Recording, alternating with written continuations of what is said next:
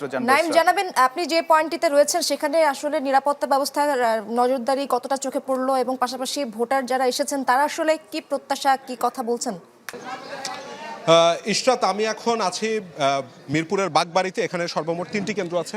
আমি এখন যে কেন্দ্রটিতে আছি সেটি শহীদ স্মৃতি মডেল হাই স্কুল। এখানে 2700 মতন ভোটার আছে। আপনি দেখতে পাচ্ছেন যে এখানে কেন্দ্রের বাইরে ভোটারদের দীর্ঘ লাইন রয়েছে। তবে যে বিষয়টা আমি আপনাদের সামনে তুলে ধরতে চাচ্ছিলাম, আপনারা এই এলাকাটা দেখলেও বুঝবেন যে এটি কিন্তু বেশ কিছুটা রিমোট এলাকা, একদম নদীর পাড়ে। এখানকার কেন্দ্রটিও কিছুটা ঝুঁকিপূর্ণের আগের নির্বাচনগুলিতেও ছিল। কিছুক্ষণ আগে এখানে একটি সংঘাতময় পরিস্থিতির মতন আমরা হতে দেখেছিলাম, কারণ বিভিন্ন দলের যারা কর্মী সমর্থক রয়েছেন তারা কেন্দ্রের আশেপাশে ভিড় জমাচ্ছিলেন। শেষ পর্যন্ত কিন্তু আমরা দেখেছিলাম যে নির্মাণে নাম্বার 1 শাহ সিমেন্ট সেনাবাহিনীর লোকজন এসে তারা ডিসপার্স করেছে সেই কর্মী সমর্থকদের। কিছুক্ষণ আগেও সেখানে ছিল, পুলিশও বেশ তৎপর রয়েছে এখানে। তার কারণ হচ্ছে কেন্দ্রের একদম আশেপাশে সাধারণ মানুষ, মানে ভোটার ছাড়া অন্য কারো থাকবার কথা নয়, কিন্তু এখানে আমরা কর্মী সমর্থকদের দেখেছিলাম। এবং আশেপাশে যেহেতু অনেকগুলো গলি রয়েছে এখানে, পরবর্তীতে সেনাবাহিনী এসে ধাওয়া করলে তারা সেসব গলির ভেতরে চলে যান। আপাতত আমি যদি দেখাই, এখানে আমার সামনের যেই সড়কটি আপনি দেখতে পাচ্ছেন সেখানে আরেকটি কেন্দ্র রয়েছে বাগবাড়ির, দুটো কেন্দ্র সেখানে, ওখানেও 6000-এর মতন ভোটার।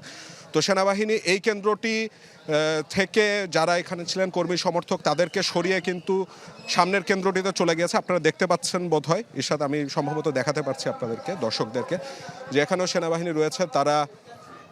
তারা কিন্তু এখানেও,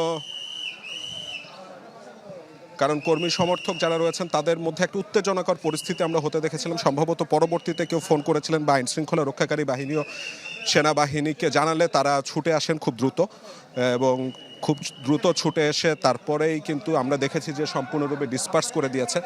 যেটি উল্লেখযোগ্য ব্যাপার যে মিরপুর সেনাবাহিনীর পক্ষ থেকে এর আগেও বলা হয়েছিল যে মিরপুর 14 যে আসনটি রয়েছে, এই আসনটি মিরপুর 16 এবং 18 সহ এই 3টি আসন বেশ ঝুঁকিপূর্ণ। 4-5 দিন আগেই সেনাবাহিনীর পক্ষ থেকে যে ব্রিফ করা হয়েছিল। এবং এখানকার কিছু কিছু কেন্দ্র রয়েছে যে কেন্দ্রগুলো একেবারে ভেতরের দিকে, তো সেখানে কিছুটা ঝামেলা তৈরি হবার শঙ্কা থেকেই যায়। তো আমি পরবর্তীতেও এরকমই আরও 2-4টি কেন্দ্র যেমন কাউন্দিয়ার, ওখানেও আমরা যাবার চেষ্টা করব। এখনও পর্যন্ত বোধহয় দেখতে পাচ্ছেন। তো এই ছিল আমার কাছে সার্বিক অবস্থা। ইশরাত, অনেক ধন্যবাদ আপনাকে নাইম। জান্নাতুন নাইম যুক্ত হয়েছিলেন মিরপুর থেকে, সেখানকার আপডেট জানছিলাম।